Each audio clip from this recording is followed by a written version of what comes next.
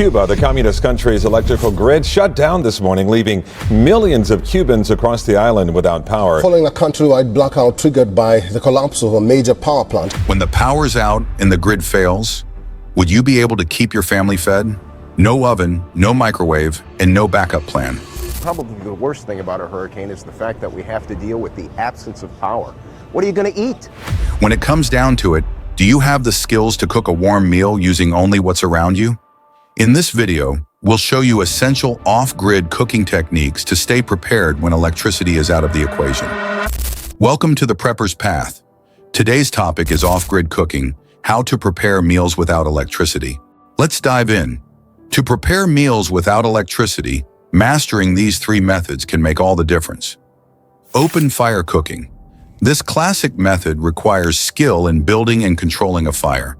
With a sturdy cast iron skillet or a Dutch oven, you can grill, roast, and fry meals just like you would on a stove. The key is choosing the right wood and controlling the heat, which makes a big difference in your food's quality and cooking time. Solar cooking. If the sun is shining, a solar cooker can be a valuable tool.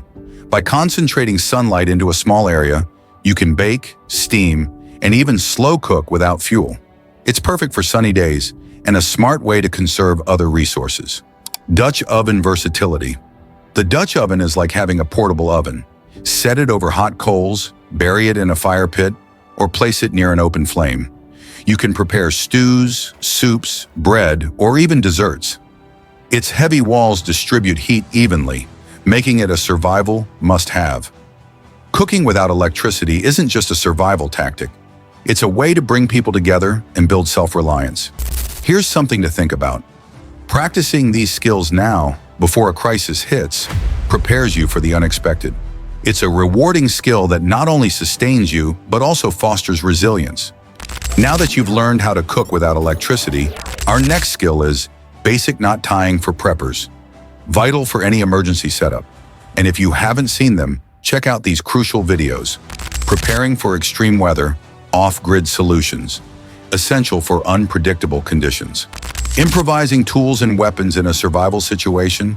A must for resourcefulness. Top 5 DIY off-grid energy sources. Perfect for maintaining power independence. These videos will deepen your prepping knowledge, so stay tuned. If you found this guide useful, like, share, and subscribe to The Prepper's Path for more tips. Stay safe, stay prepared.